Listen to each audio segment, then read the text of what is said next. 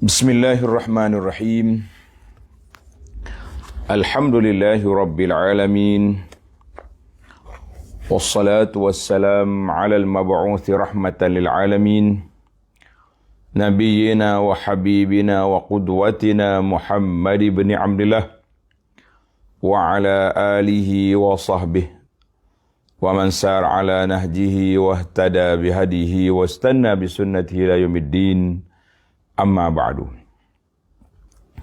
Muslimin dan muslimat, para jemaah, para penonton, para pencinta ilmu sekalian, Assalamualaikum warahmatullahi wabarakatuh. Alhamdulillah, syukur kita kepada Allah Azza wa Jalla. Pada pagi ini 7 hari bulan 12. 6 hari bulan 12. 6 hari bulan 12, 2022 bersamaan dengan 11 Jumadal Ula 1444, kita teruskan bicara kita mencari kekuatan, semangat daripada kehebatan orang-orang yang saleh. Kaifa ashu ma'al Quran, bagaimana mereka hidup bersama dengan Al-Quran. Jadi kita nak tahu bagaimana mereka hidup dengan Quran, kita baca sejarah mereka sebagaimana yang dinukilkan oleh para penulis yang menyebut tentang sejarah yang begitu hebat, kesan daripada Al-Quran dalam kehidupan golongan salafus salih, kesan daripada Al-Quran terhadap kesan tadabbur Al-Quran kepada kehidupan orang-orang yang saleh, yang kita nak belajar, yang kita nak mengambil iktibar, kita nak ambil pengajaran daripada kehebatan mereka. Jadi para jemaah sekalian, itulah yang dikatakan salah satu daripada cara untuk kita kuatkan keimanan kita dengan kita menghayati sirah, sejarah hidup golongan salafus salih dengan Al-Quran. Jadi alhamdulillah dalam siri-siri tadabbur kita ini, kita sentiasa belajar, sentiasa mengambil pengajaran agar kita dapat faedah yang sangat besar daripada kitab Rabbina dan daripada kitab yang Allah Ta'ala anugerahkan kepada kita ini, para jemaah sekalian. Baik, sambungan kisah kita dalam siri ini, beberapa lagi kisah golongan salaf yang bertadabbur Quran dan sangat terkesan dengan Al-Quranul Karim. Baik, para jemaah sekalian, kisah yang pertama, sambungan daripada kisah-kisah yang lepas, iaitulah seorang ulama tadabbur kepada ayat suratu Muhammad sallallahu alaihi wasallam, ayat 31. Suratu Muhammad sallallahu alaihi wasallam, ayat 31. An Ibrahim bin al-Ash'ath, Shin Sa. Qala sami'tu Fudailan. Aku dengar Fudail Ibn Iyad rahimahullahu ta'ala yaqulu zata laylatin. Dia kata pada suatu malam. Pada suatu malam dia kata apa? Wa huwa yaqra surah Muhammad. Sedang dia baca surah Muhammad sallallahu alaihi wasallam, wa huwa yabki wa yuraddidu hadhihi al-ayah. Dia baca surah Muhammad bila sampai kepada ayat ni, ayat 31 ini. A'udzu billahi minasyaitonir rajim. Wa lanabluwannakum hatta na'lamal mujahidin minkum was-sabirin wa nabluwa akhbarakum. Tuan-tuan yang ada Quran boleh tengok. Dia baca ayat wa lanabluwannakum, kami akan uji kamu. Kami akan uji kamu hatta na'lamal mujahidina minkum. Sehingga kami kenal siapa orang yang berjuang untuk menegakkan agama Islam ini dari kalangan kamu. Wassabirin, dan orang yang sabar di atas perjuangan ini.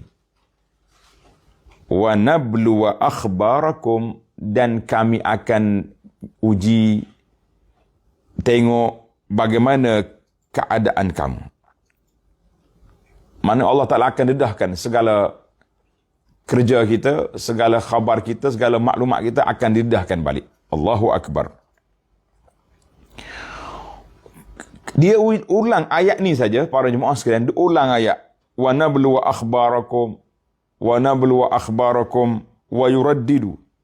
Dia ulang-ulang, dia menangis. Apa yang dia kata?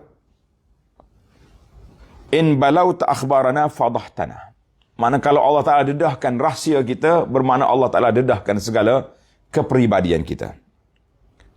Siapa dia? Kita. Siapa kita? Apa yang kita buat atas dunia ni? Asyik duk berkelahi pagi sampai petang. Lupa nak zikir, lupa ke Tuhan. Bongkar sana, bongkar sini. Perangai tak habis-habis dengan perangai duduk mencari keburukan orang, terlupa keburukan sendiri.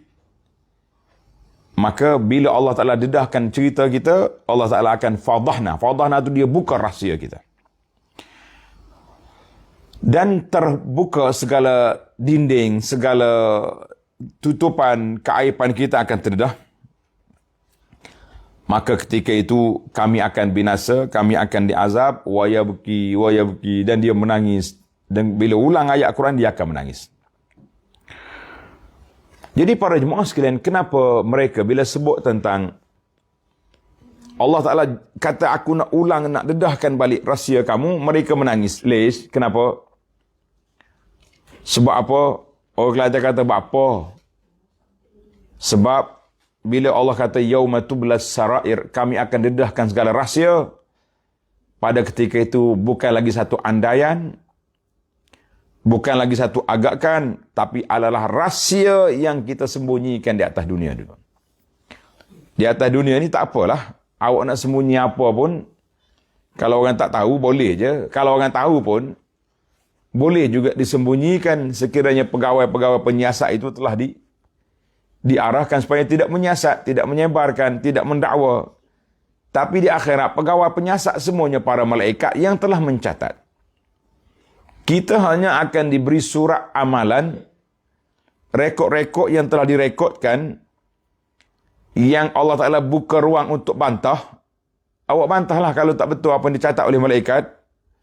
Tak ada siapa yang boleh bantah, tak ada siapa yang boleh kata telak, tak ada siapa yang boleh kata tidak. Sebab semua yang kita buat tu memang kita buat.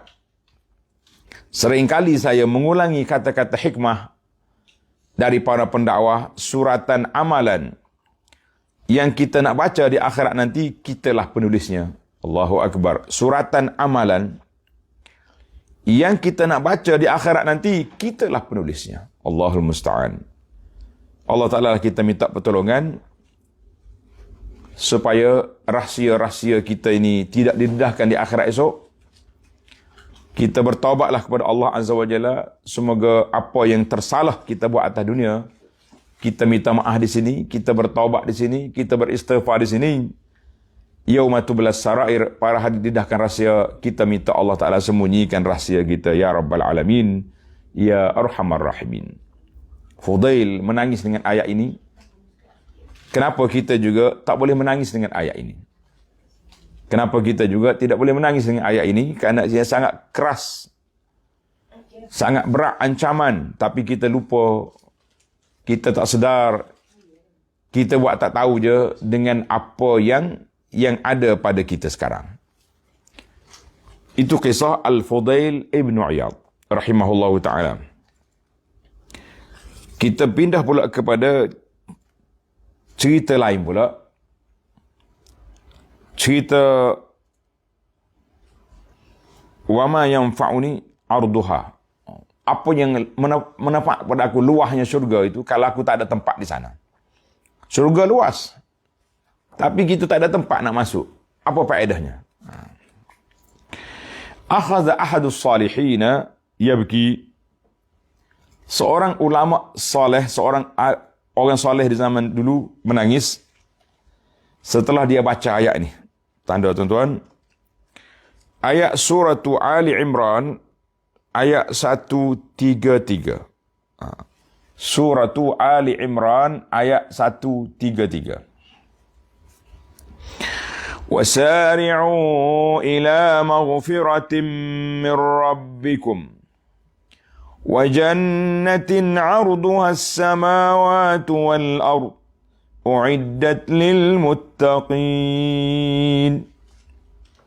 وَسَارِعُوا, segera kamu berlari, pergi kepada keampunan, mencari keampunan Tuhan kamu. Dan segera untuk sampai ke syurga. Arduha, luas dia seluas langit dengan bumi, yang uiddat lil muttaqin, yang disediakan kepada orang yang bertakwa. Allah sediakan syurga ini kepada orang yang bertakwa. Kata ulama tafsir, syurga ni berbeza dengan neraka. Semalam kita dah sebut tentang pintu-pintu syurga. Jadi syurga ni dia bentang luas gitu. Seluas langit dengan bumi. Maknanya dia buka bumi tujuh lapis ni, dihampar balik, dan itulah keluasannya syurga. Sehingga kan ahli tadabbur kata, kalau itu yang luasnya, bagaimana panjangnya? Biasanya panjang lebih panjang daripada luas. Panjang lagi. Lebarnya panjang itu mesti besar, panjang. Tapi dia tidak disebut. Ayat ini dalam surah Ali Imran ayat 133. Faqila lahu. Jadi bila orang soleh ni menangis dengan sebab ayat ni sepatutnya tidak menangis. Kita bergembira, syurga begitu luas.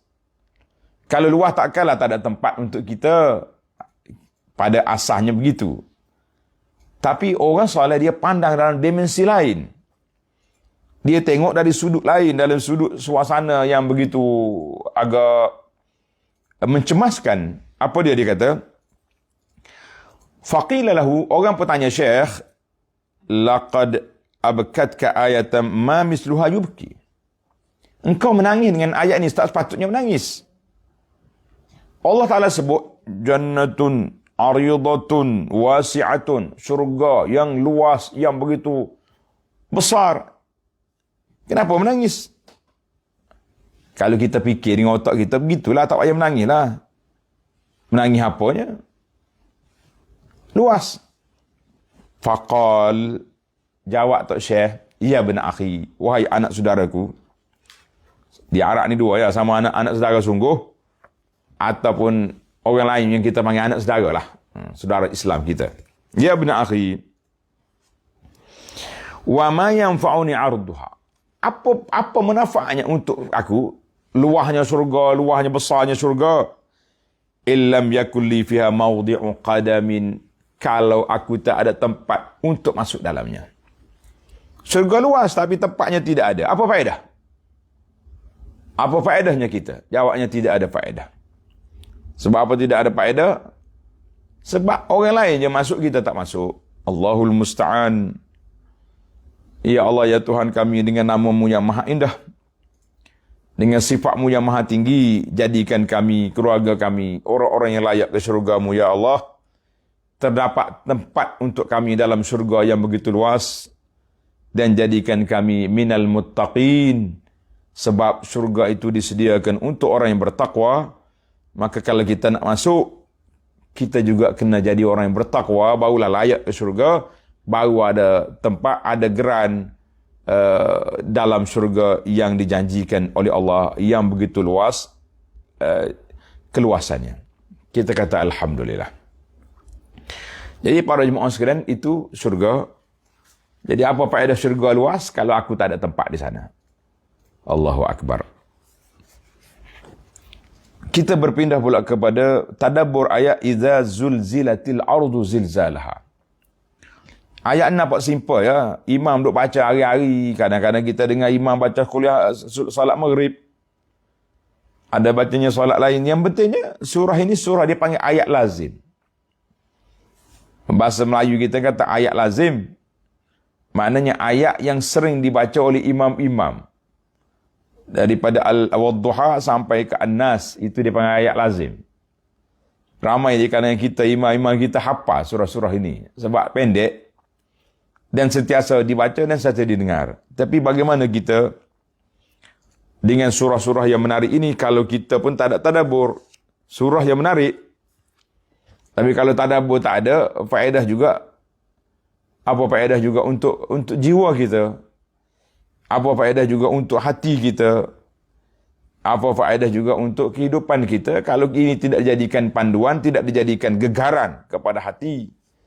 Apabila Allah tersebut tentang gegarannya, bergoncangnya langit dengan pada hari kiamat, bumi bergoncang, tapi hati kita tidak digoncangkan dengan ayat ini, maka kita mengatakan ini satu kekurangan yang perlu ditangani.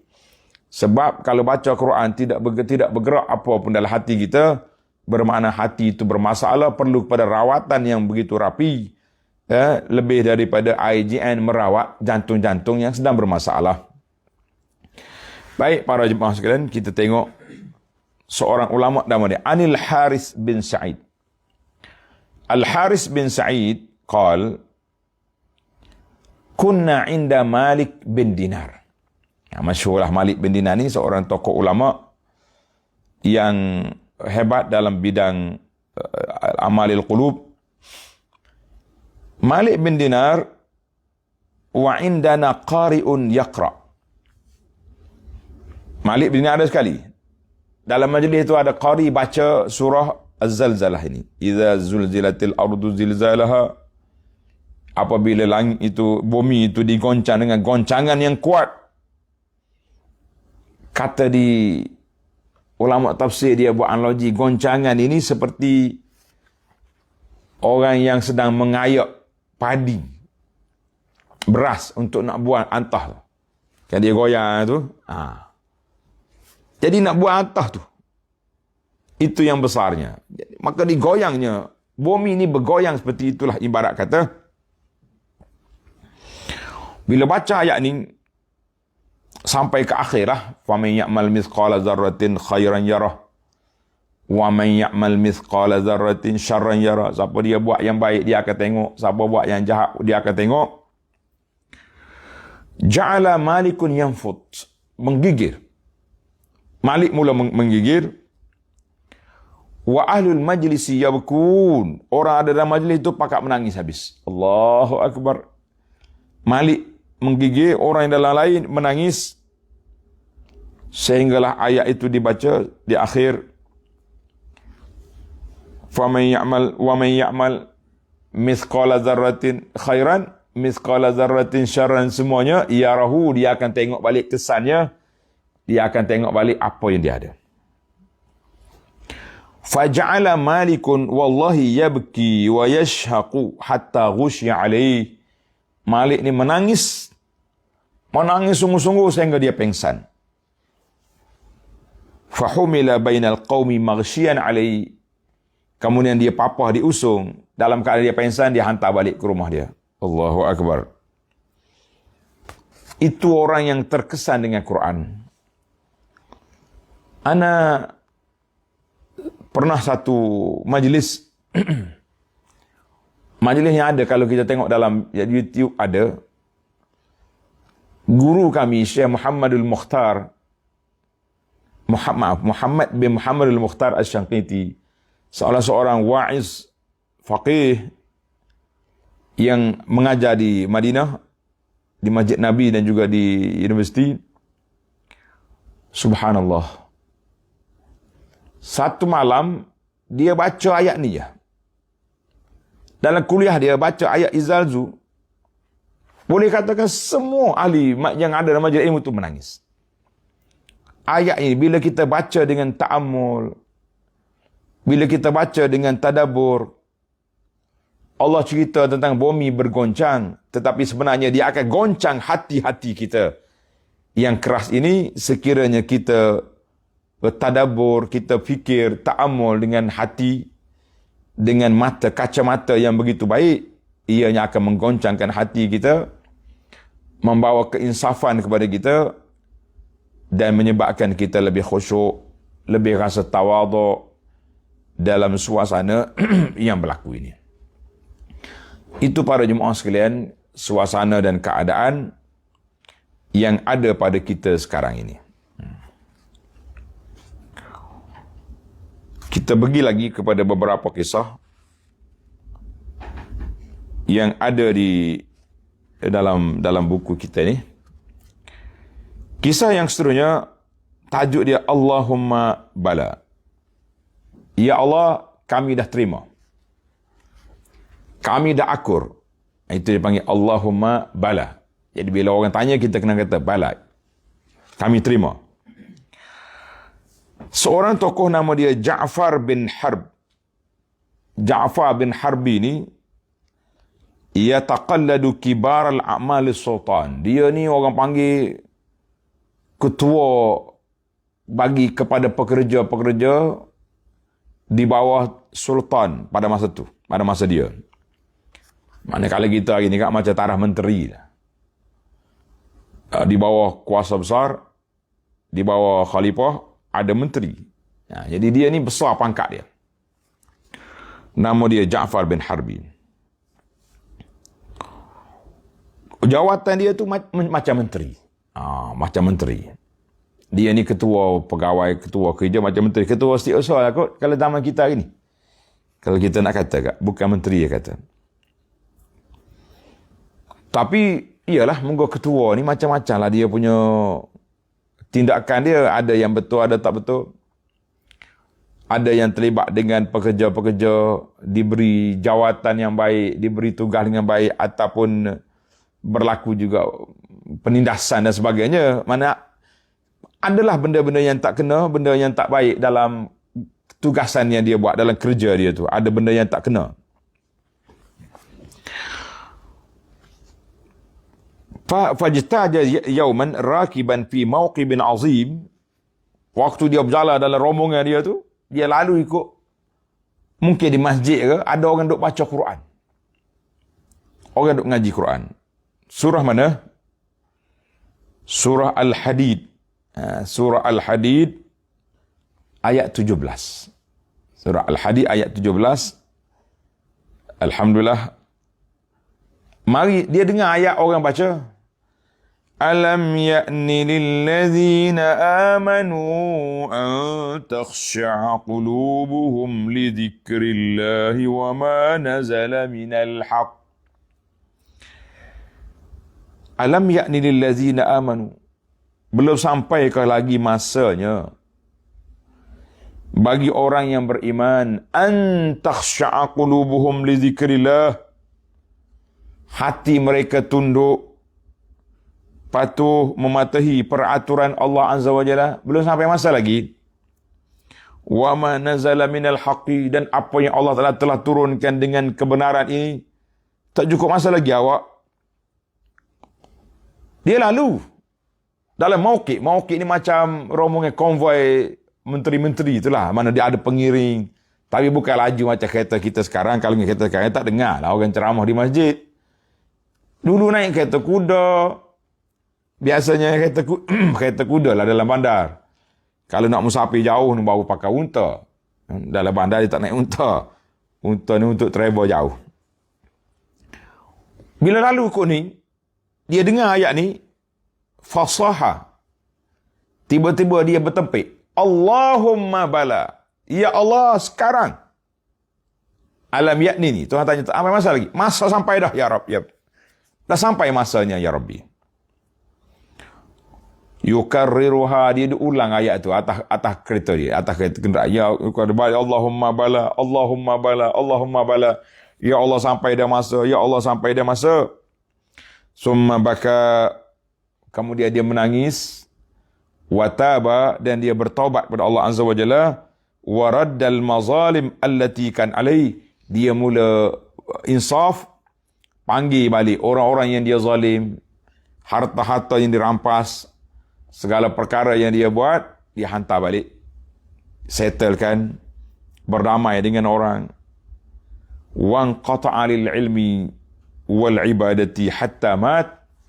Dia pun sibuk dengan menuntut ilmu, sibuk dengan beribadat sehinggalah dia mati.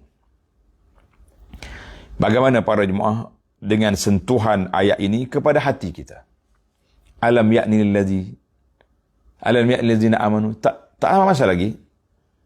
Kenapa kita juga tak nak jawab seperti Ja'far bin Harbi ni jawab? Kita kata Allahumma bala, ya Allah sampai dah masa, ya Allah sampai dah masa. Tapi bila kita tengok suasana yang berlaku ini, macam belum sampai masa lagi. Tulisan-tulisan yang mengarut, kutuk orang main-main. Yang masalahnya orang macam ni, hati dia sukar. Bila kita bagi nasihat, dia anggap kita pula yang salah. Orang bagi nasihat supaya berhati-hati. Malaikat belum pencin. Malaikat mencatat apa yang kita tulis, apa yang kita share.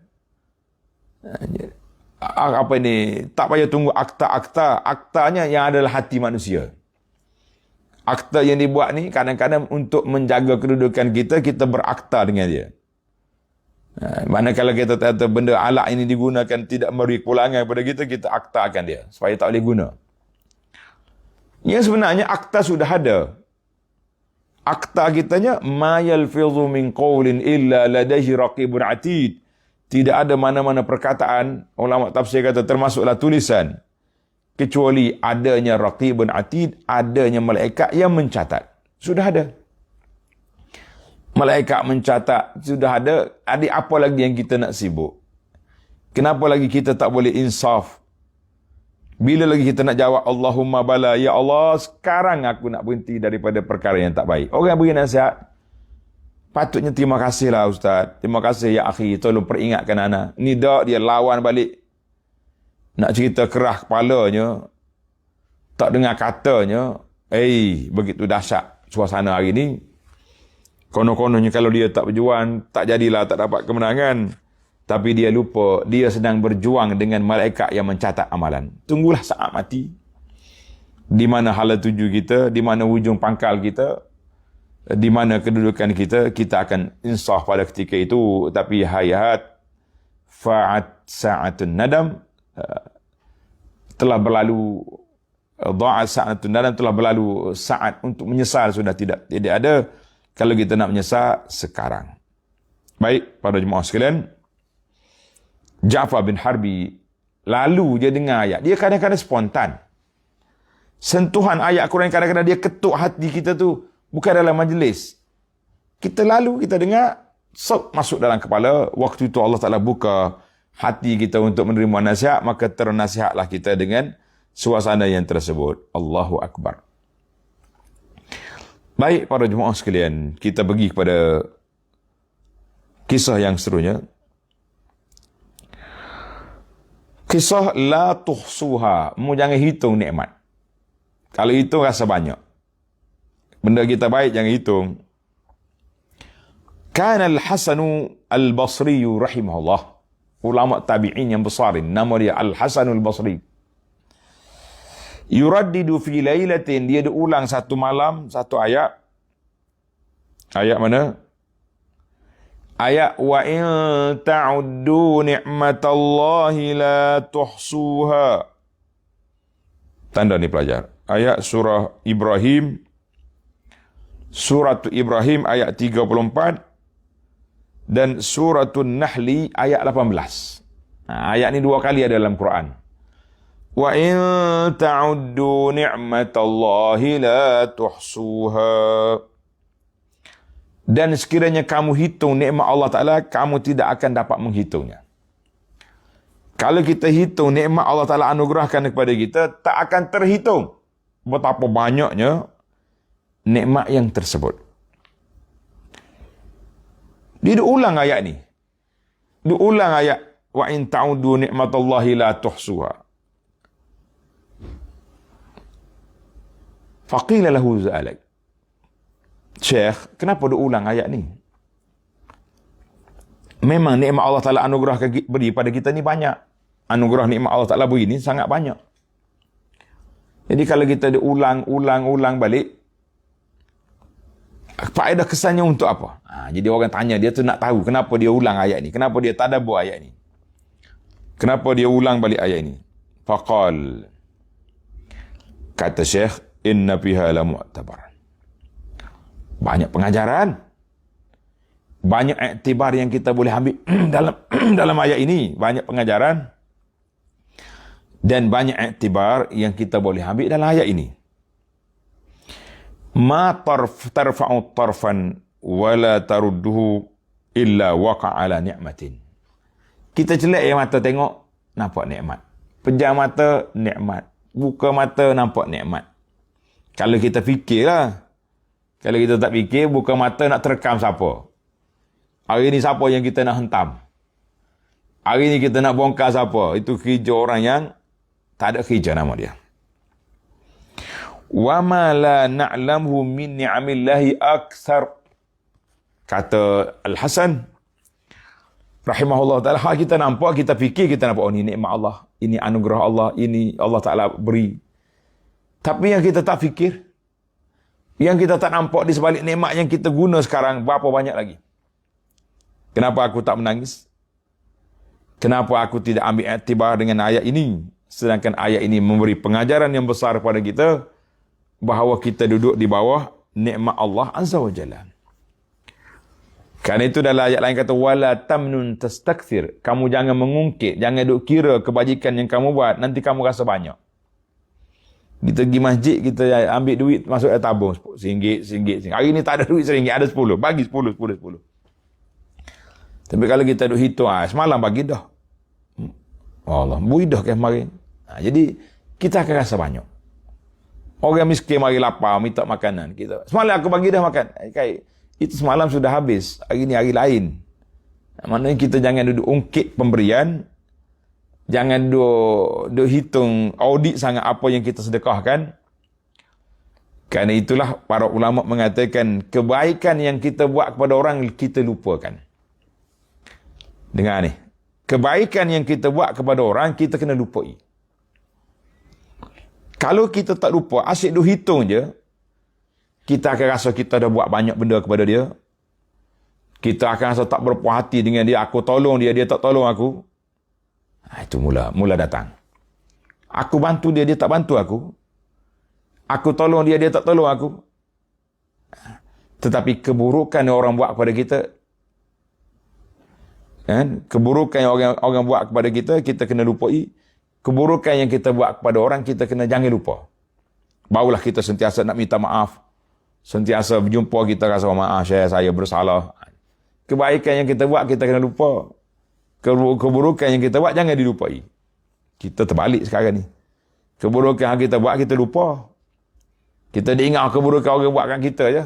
Tapi kita lupa nikmat yang dia buat kebaikan kepada kita, kita lupa. Jangan. Jangan mengungkit pemberian. Jangan diungkit lagi kesalahan orang kepada kita. Kalau tidak, kita akan jadi stres seumur hidup. Ini bahaya. Baik para jemaah sekalian, Hasan Basri kata, apa yang kita tahu aksar lebih banyak lagi. Sentiasalah kita jadi orang yang syukur kepada nikmat. Sentiasa ingat kepada nikmat Allah Ta'ala. Barulah kita rasa nikmat yang Allah beri pada aku untuk apa? Untuk aku sumbang, untuk aku beri kepada orang lain pula. Kata orang, berkongsi nikmat. Alhamdulillah. Baik, kita pergi kepada cerita satu lagi. Cerita dia, ittaqillah. Takutlah kepada Allah. Kharaja Harun al-Rashid yauman min majlisil imarah. Harun al-Rashid, khalifah, keluar daripada istana. Fa'taradahu Yahudiyun. Tiba-tiba ada Yahudi tunggu tepi jalan. Biasalah nak jumpa khalifah ni. Khalifah dulu senanglah. Dia boleh berhenti. Khalifah zaman kita ni payah sebab mauqif dengan kereta, dengan pengiring-pengiring yang begitu ramai. Orang nak bagi dekat, payah. Wa qala lahu ittaqillah. Dia kata, khalifah, ittaqillah. Naklah kamu takut pada Allah. Tuan-tuan dan puan-puan, kita orang besar, kalau orang mai kata ittaqillah, agak-agak apa? Kita kena buat akta juga ni. Akta, jangan tegur pemimpin depan ramai. Jangan bagi nasihat kepada pemimpin. Dia tak tegur pun, dia kata, ittaqillah. Takutlah kepada Allah Ta'ala. Kata-kata dia boleh baik sebenarnya. Tapi kalau orang sakit hati, dia kata aku tak takut ya. Boleh bawa di bawah, sekarang ni boleh bawa di bawah masuk akta penyiaran. Akta komunikasi contohnya. Boleh bincang-bincang. Apa khalifah buat? Apa tindakan khalifah kepada orang yang kata kepada dia ittaqillah? Fanazala Harun min ala dabbati wa sajada ala al-ardi. Subhanallah, dia turun atas kenderaan dia sujud. Sujud syukur di atas bumi. Faqala lahu atba'u.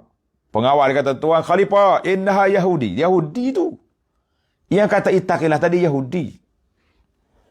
Faqala Harun ittaqillah. Siapa saja, Yahudi ke, budak-budak ke orang tua, kalau nasihat aku ittaqillah, aku kena terima. Sebab orang yang tak boleh terima kata-kata ittaqillah ni siapa? Tengok ni, tadabbur ayat surah Al-Baqarah. Surah Al-Baqarah 206. Al-Baqarah 206. Wa idza qila lahu ittaqillaha akhadhathu al-'izzatu bil ism. Fahasbuhu jahannam wa labisal mihad. Puak kafir, puak munafikin tu, iza qila taqillah, bila orang kata dia, ittaqillah, takutlah kepada Allah Azza wa Jalla. Akhadhathu al-izzatu bil ismi. Timbullah kesombongan dengan meneruskan usaha yang dilakukannya yang jahat itu, dosa-dosa yang dia buat. Mana orang yang kerah kepala, kerah hati. Bila kita kata takut kepada Allah Ta'ala, dia pun lagi nak lawan. Bukan nak kata, terima kasih Syekh, kerana nasihat, kerana nak. Tak. Apa ittaqillah? Mengingat aku tak takut Tuhan, mengingat aku. Dia punya bahasa cukup dahsyat. Maka Allah kata apa? Fahasbuhu jahannam. Fahasbuhu jahannam, padanlah. Untuk dia tu azab neraka jahannam, wala bi'sal mihad. Sejahat-jahat tempat kembali, iaitulah ke neraka jahannam. Jadi ingatlah kalau orang nasihat kepada kita, contohnya sekarang ni, zaman kita ini, kita tersalah tulis ke, dalam geruk ke, dalam apa saja, bila orang nasihat, cukup terima kasih ya. Ini tidak lawan kerah kepala, menunjukkan kerahnya hati kita tu, tak boleh terima teguran, tak boleh terima akuran. Maka kita mengatakan ini manusia yang tidak baik. Manusia yang jahat di atas dunia ini apabila dia tak boleh menerima teguran. Ini masalah kita. Dulu waktu kita tegur orang sedap je, selesa je. Bila kita mula nak tegur orang, bila kita ada kedudukan orang tegur kita, mulalah mencari alasan itu ini. Kata orang mula-mula guna fakta, akhirnya guna akta. Nas'alullah as-salamata wal afiyah. Baiklah, sebagai penutup, kisah yang terakhir dalam bab kita ini. Fa'ainal Qur'anu izan. Di manakah Quran ketika itu? Imam Ahmad alaihi rahmatullahi rahmatan wasi'ah. Imam Ahlus Sunnah. Dalam majlis, depan murid-murid dia. Dia duduk dalam majlis ilmu, anak murid dia duduk dekat dengan dia. Wa ya'ti safihun minas sufaha. Datang seorang orang bodoh di kalangan orang-orang bodoh pada masa itu. Fayasubbuhu wa yashtumu. Allahu akbar. Dia maki Imam Ahmad, dia kata uduh dia keluar perkataan-perkataan yang buruk, yang keji. Faqala lahu tullab wa talamizu. Imam Ahmad, suruhan kami, anak murid ramai, boleh je bengah nak lipat tekok budak ni. Tapi kita tahu dia orang bodoh, buat apa kita layan dia. Faqala ya Aba Abdullah. Abu Abdullah tu gelaran kepada Imam Ahmad. Rudda ala hadzal safih. Jawablah Imam. Takkan nak biar orang bodoh ni cakap kata kepada Imam gini-gini. Qala la wallahi, aku tak akan jawab. Fa'ainal Quran izan. Di mana ke Quran yang kita duk belajar, yang kita duk tadabbur, yang kita duk baca ni? Allah kata apa? Tanda pelajar dalam surah Al-Furqan, ayat 63. Wa ibadur rahmanil ladzina yamshuna 'alal ardi hauna wa idza khatabahumul jahiluna qalu salama. Hamba-hamba Allah Ar-Rahman yang berjalan di atas muka dunia ini dalam keadaan menunduk, tidak sombong. Itu sifat ibadur Rahman. Wa idza khatabahumul jahiluna qalu salama.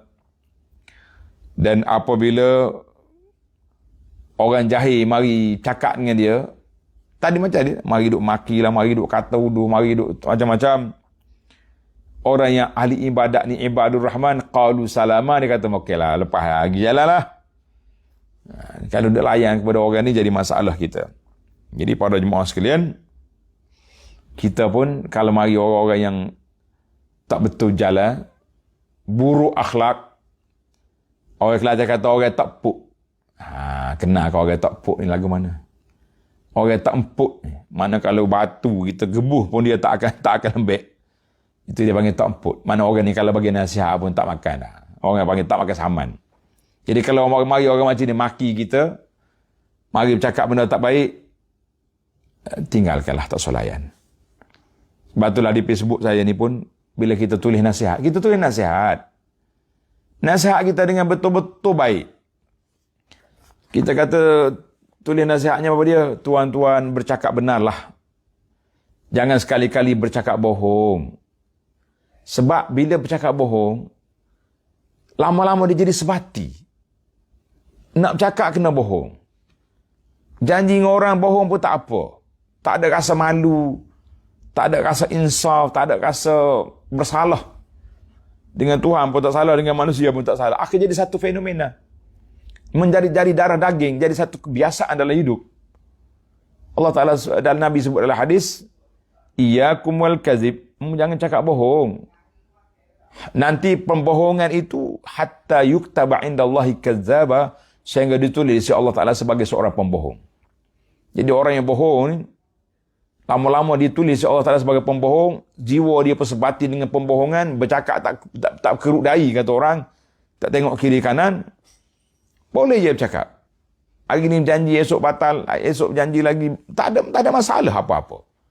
Jadi bila kita bagi nasihat begini, ramai yang komen-komen saya, bagi saya lah, admin kita, bila yang komen tak beradab, kita nasihat lillahi ta'ala. An-nasihatu li'ammatil muslimin, supaya berhati-hati, jangan cakap bohong. Bohong dengan anak-anak pun tak boleh. Ini bohong dengan orang yang kita jaga lebih besar lagi. Ini satu perkara yang berbahaya bagi kita. Jadi orang yang tak boleh kata ittaqillah, tak boleh nasihat ni siapa dia? Orang yang sombong tadi. Dan juga kita sifat ibadur Rahman, jangan duk layanlah orang-orang ni. Jadi kita kata admin kita hide ialah komen-komen yang jahat, yang tidak beradab, komen yang tak put ni tak perlu dilayan. Kalau dilayan lagi, dilayan pula. Dia tak ada kerja. Dia kerja dia duk ngomen, dia kerja dia. Buat account palsu, fake account, lepas tu dia duk komen tempat orang yang tidak ada adab, tidak ada akhlak. Sepatutnya setiap orang yang bagi nasihat, dan nasihat tu terimalah dengan baik sebagai seorang mukmin, sebagai orang beriman, orang yang kita tahu kita akan dipersoalkan di hadapan Allah Azza wa Jalla. Ini tidak marah pula kita. Allahu Akbar. Imam Ahmad ajar akhlak kepada kita, boleh je dia jawab. Kan? Kalau dia tak mau jawab, suruh murid dia jawab, boleh je. Tapi manhaj Syekh Imam Ahmad rahimahullah ta'ala ni, manhaj dia tak jawab. Sebab dia tahu kita ni kalau berkelahi dengan orang bodoh, kita pun jadi orang bodoh. Allah Ta'ala sebut dalam Quran, wa idza khatabahumul jahiluna qalu salama. Kalau orang yang tak cerdik ni, lawan kita kata selamat jalan lah, tak payah duk layan. Itulah ilmu tadabbur yang diajar oleh ulama salafus salih kepada kita. Mudah-mudahan kita juga termasuk di kalangan orang-orang yang soleh. Amin ya rabbal alamin. Tamatlah kita pasal yang pertama tentang cerita orang soleh zaman dulu. InsyaAllah kita akan pergi kepada al-faslus tsani, qisasun mu'asiratun. Dalam siri akan datang. Bukan hari ini. InsyaAllah kita akan masuk kepada kisah-kisah semasa. Kisah orang semasa yang terkesan dengan Al-Quran, ni kita dengar Allah. Ini itu Al-Fudail, ini Hasan Basri, ini fulan. Mana orang kita? InsyaAllah, tuan-tuan dan puan-puan, kita tunggu dalam siri yang akan datang. Bagaimana orang yang semasa dengan kita, yang juga terkesan dengan Quran, insya-Allah kita jangan kata kita tak boleh elak. Semua kita layak untuk tadabbur Quran, untuk kita, dan kuat menjadi kewajipan kepada kita untuk mengambil pengajaran daripada Quran. Quran diturun untuk Nabi, para sahabat, tabi'in dan sampai hari kiamat. Untuk kita, cucu kita, cik kita, selagi tak kiamat, Quran ini mengandungi hidayah kepada semua. Alhamdulillah. Wa sallallahu ala nabiyyina Muhammad wa ala alihi wa sahbihi ajma'in walhamdulillahi rabbil alamin. Wassalamualaikum warahmatullahi wabarakatuh.